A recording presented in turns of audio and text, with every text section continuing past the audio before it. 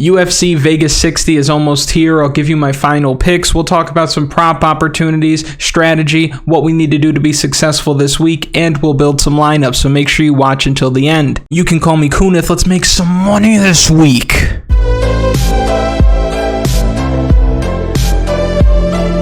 Last week we had some great fights. I'm an MMA fan through and through, just like all of you, but the main event was trash. That was easily the worst version of Tony Ferguson that we've ever seen, and if Tony Ferguson did a little bit more, we'd be in a great spot, but I know a lot of you did really well. But outside of the main event and those fights that were on the early prelims, we had a lot of fun fights last week, and I think we'll have even more this week, not only because they're going to be better fights, but we have 14 of them, and that's really important to talk about before we get into anything. Considering that we have 14 fights, as long as everything stays constant, there are a few truths about this card. First is that it's way easier to get different this week than it typically is. And I think there are some obvious spots that people are going to flock to this week. So as long as we avoid those, I think you're going to be able to get different pretty easily in your single entry contests, in your tournaments, and I think the cash game build this week is pretty straightforward. So I'm excited to get started. And we'll start with our value plays. These are plays at 8,000 and below. These are the plays that you're going to need to make your lineup work. And our first value play comes right at the top of this price range. We have $8,000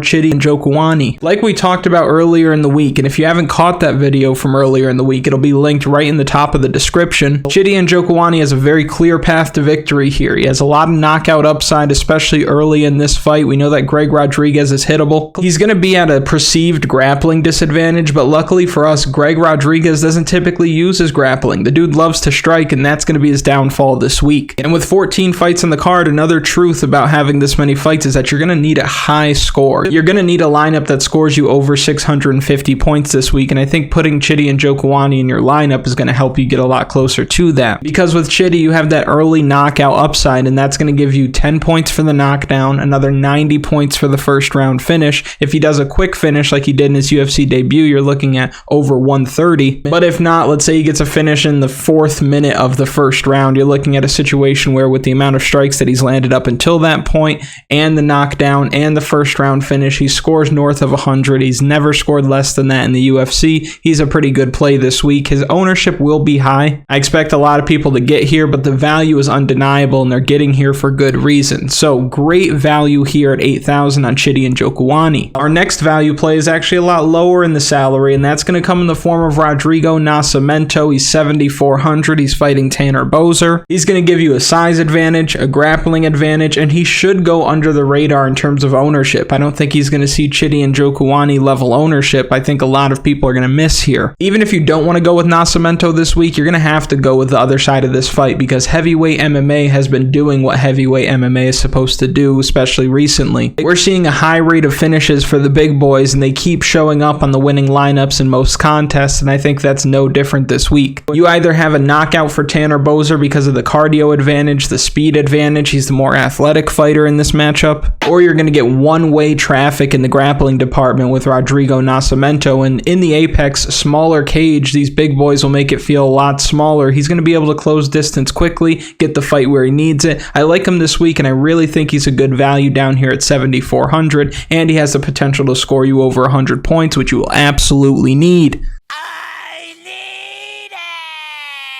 But he is extremely boom or bust, and so is our next value play here, down at 7,100. We're looking at Louis Cosce, so I've changed my mind on this fight. Earlier in the week, I said that Trevin Giles would win this fight by decision, but I also said that Trevin Giles is the Jamie Pickett of this week. While I'm building lineups, there's no lineup that I have Trevin Giles in, and for that reason, I think we need to show a little bit more love to the other side of this matchup. The reason why I don't like to roster Trevin Giles, and the reason why I call him the Jamie Pickett of this week, is because he's very low output. He's not super aggressive. He doesn't strike with a whole lot of power. The finishing upside isn't really there. If he were to pick up a knockout this week, it's because Cosce gasses out and he's able to take advantage, but it's not like Trevin Giles has world-class cardio either. What I like about Cosce this week is that he's going to come out 100 miles per hour, and that kind of aggressive style gives somebody like Trevin Giles issues, especially if he drags Giles into a firefight like what we saw against Dricus du Plessis, or like how we saw Trevin Giles not defensively sound against Michael Morales in that poor poor striking defense ended up losing him that fight. And Cosce is one of the more live fighters to pick up an early finish this week, and there are a lot more safe options below 8,000 instead of this guy, which I think keeps his ownership down. So Cosce is sneaky, and he's going to be great value, especially if he picks up that knockout. Our next value play should come as no surprise to anybody. This is everybody's darling this week in Cameron VanCamp. It seems like everybody is on Cameron VanCamp, and he's probably going to come in at really high ownership, but it does make a lot of sense. He's going to be the much bigger fighter in this matchup. For one, he's going to look for takedowns, and he's going to find a submission more likely than not if everything goes according to plan. There's a lot to like about VanCamp this week, but you do worry about the striking disadvantage you would think he'd be at. But again, the size difference as well as just how gun-shy Motta is, that could lead to success on the feet for Cameron VanCamp, who did look good early against Andre Fiallo before he got caught. Great play down here at 6,900. It just really scares me that everybody's going to end up here, because if Nikolas Motta starches this guy in the first round, which is totally possible, then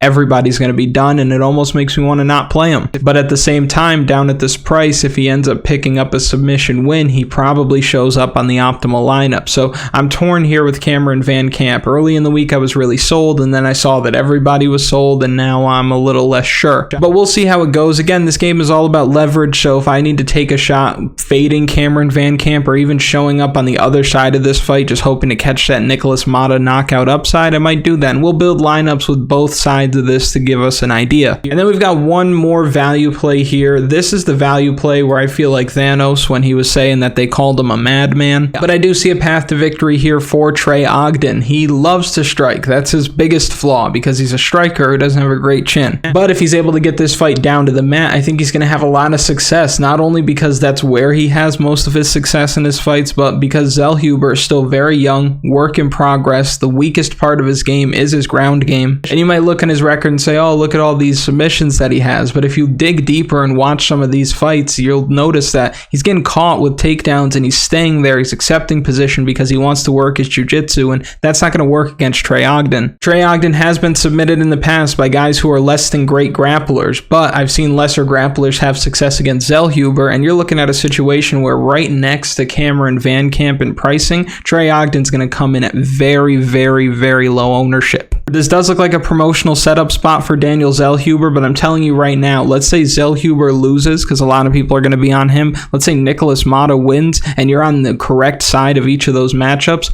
Whoo! You're going to be flirting with the top 1% of your contests, I promise you that. I'm not saying that's going to happen, but if we're playing the leverage game, and that's what MMA DFS is all about, you might want to pay attention for Trey Ogden this week. But now that we have the value plays, we know where the money needs to go, we can build some lineups. But before we do, be sure to like the video if you haven't already, subscribe to the channel, comment something for the algorithm, anything works. And if you're down in the comments, look at the pinned comment. You're going to see a link there. That's a link to a private contest. It's $1, winner take all, so the more of you that show up, the higher the pot is. A different person has taken that contest down every single time, and they're turning their $1 into $40, $50, $70, $100. And it could be a lot more with the more people that join the contest. Just click the link in the pinned comment. It'll bring you right to the contest. You could probably reserve your spot with crowns. And if you win, not only do you win that money, but you can come back to the comment section and talk your shit. So there you go. But with that, we can get into building some lineups. Let's look first at what the cash game lineup should be this week. It seems pretty straightforward. Like normal, we're going to go ahead and stack the main event. You've got Corey Sandhagen, you've got Song Yadong. This is a fight that I expect to exceed 3 rounds. Both of these guys are going to land a lot of strikes. Very safe floor here, even safer than the floor that we had last week. Obviously, we have 84.50 left over per fighter. I don't know if you know this. I was actually talking to one of you guys about this recently, but every time you combine 2 fighters, every time 2 fighters are fighting each other, their salaries are always going to add up to $16,200. So you're always going to end up with the same amount of salary used when you stack up a fight. Now, what I recommend when we're building our cash games is we get the stack out of the way if it's viable, not if there's a heavyweight fight in the main event or something like that. But in a situation like this, you definitely want to stack the main, and then you want to come down here and you want to punt one of these cheap plays. Let's say you punt Louis Cosce. Now we've got 8,900 left over that we could spend per fighter on average, so what we can do is come to this mid-range and attack the fighters that are going to have grappling advantages. So by that logic, everything's pretty simple for us. We can come right up here to Andre Fili, who's going to be able to get takedowns in this fight. We can grab Gillian Robertson, who's going to be able to get takedowns in her fight. Now we can come all the way up here and grab that first round knockout guaranteed from Joe Pyfer. You've left 200 salary on the table. I think this is probably the way that you approach it. If you wanted to get a little different in the mid-range, you could. Like, for example, if you wanted to come off of Gillian Robertson, you wanted to grab somebody like Fluffy Hernandez, you could get away with that. And in this situation, you're guaranteed a winner in the main event unless something crazy happens. You know that Joe Pyfer is going to win his fight, and now you just need one more winner out of these three, and you have to assume that Fluffy Hernandez or Andre Fili get it done. They probably both get it done. Cash game lineups, super straightforward this week. Thank you, DraftKings. But now for your tournament lineups. These are what you are really here for. You want to know how we're going to win all the money. Well, a couple of ways that you can definitely get different this week. Very straightforward. Leaving salary on the table, which is a good way to get different every week, but especially this week when you're looking at a situation where you have Corey Sandhagen coming in at 9,200. You have Joe Pyfer coming in at 9,700. These are places that people want to get to. Pat Sabatini is going to be popular this week. I see a lot of people wanting to click that Zellhuber button this week. Now, you're obviously not going to be able to play all these guys in the same lineup. You're going to have to pick your battles, but I think a lot of people are going to grab somebody like maybe these three fighters here. They come down here to Cameron VanCamp. They might want to grab somebody like Louis Cosce, and then they're going to come back up here to Chidi and Njokuani. I could see a lot of people rocking with this kind of lineup. If you've built lineups so far, you've probably built this same lineup. Now, it's not a bad lineup, not a bad lineup at all, but one surefire way to get different this week is leave salary on the table. So if instead of Pat Sabatini, you come off of him and you grab somebody like Gillian Robertson, you've left 600 salary on the table, and this is already a lot different than what you'll see in most of your contests. Let's say you come off of Joe Pyfer, even though if you can afford Joe Pyfer, he should be in your lineup, but let's say you wanted to go with Zellhuber at that point, 900 left over,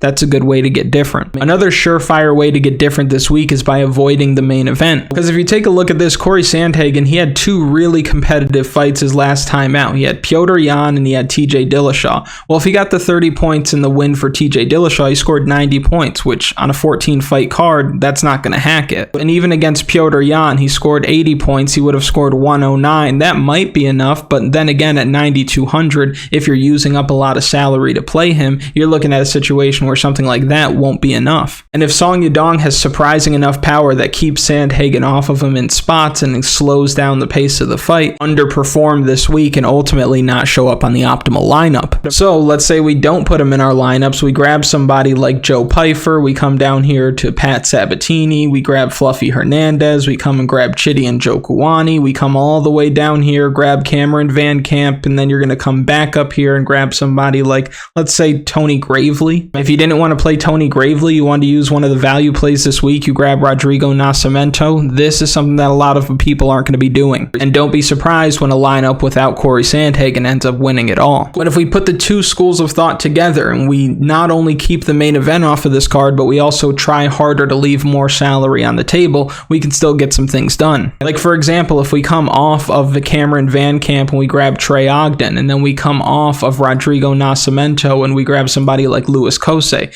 700 salary left over, and you're looking at a situation where he probably wins, he probably wins, he probably wins. Then you have knockout upside, grappling upside, early finish upside. If you didn't want to go the Trey Ogden route, let's say you took him out and you put Rodrigo Nascimento in there, you've left 100 salary on the table, so now you can come down from somebody like Joe Pyfer. You can grab Daniel Zellhuber if you don't want to play the Ogden game. Another build that would be very unique this week, again, is if you came with somebody like Nikolas Motta. Again, Cameron VanCamp's going to be popular this week. If Nikolas Motta finds a knockout this week, the Motta owners are going to be way ahead of the field. Now let's say you come down here and you want to grab Trey Ogden. Now you come up here and you play somebody like Andre Fili. You grab Chidi and Njokuani for that knockout upside. You grab Fluffy Hernandez. You've got 8,900 left over. You can grab at that point Gillian, Robertson. Aspen Ladd, I think, is kind of sneaky this week. I've changed my mind here because I can't get over that age gap. Aspen Ladd has some of the worst fight IQ in the entire division. She has worse fight IQ than Norma Dumont, and that's saying something. But when she wins, historically, she scores really well. You've got 99,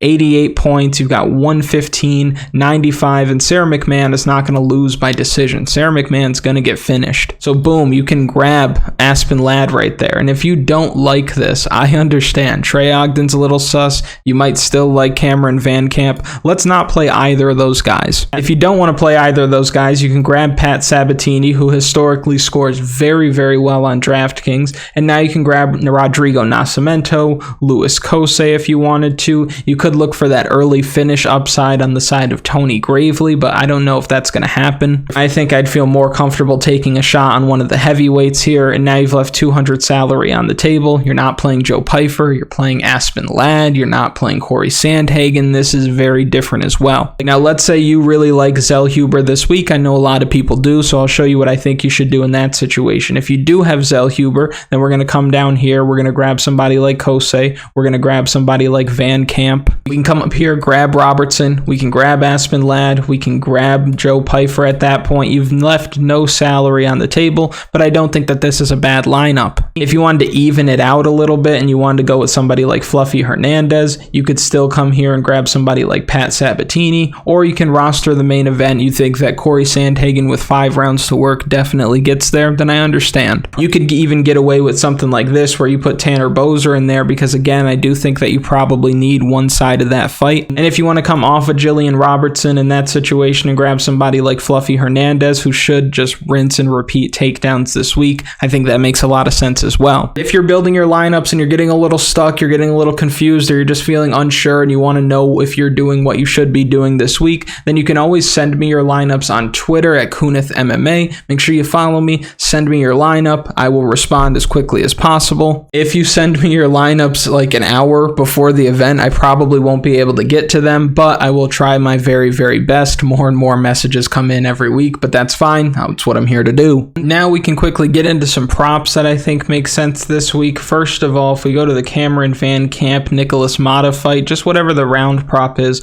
under 2.5 at -180, hammer it. Aspen Ladd versus Sarah McMahon, I'm interested to see what the round prop is. Under 2.5, I would take that as well. I think we see Aspen Ladd fold her up sometime in the second round, and if not, I think we see an arm triangle out of Sarah McMahon, but either way, I think that fight actually goes under. Joe Pyfer versus Alen Amedovski. So if we take a look here at the fight parlay, we've got Joe Pyfer to win by knockout in the first round at -110. Give me that all day. I think that makes a ton of sense. And then if we want to come to two more here, I've got Damon Jackson versus Pat Sabatini.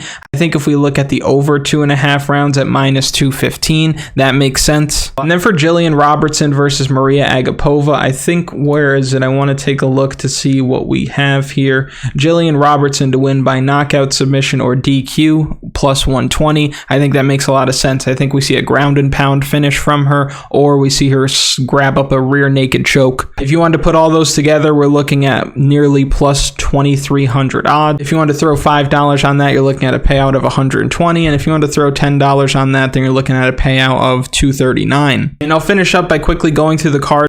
I like Corey Sandhagen. I like Chidi and Njokuani, Andre Fili, Joseph Pyfer. We've got Rodrigo Nascimento, Fluffy Hernandez, Pat Sabatini, Luis Cosce, Aspen Ladd. Aspen Ladd, who is incredibly, incredibly hard to trust. I like Loma Lookboonmee. I like Trey Ogden to pull a huge upset. I like Gillian Robertson. I like Javid Basharat.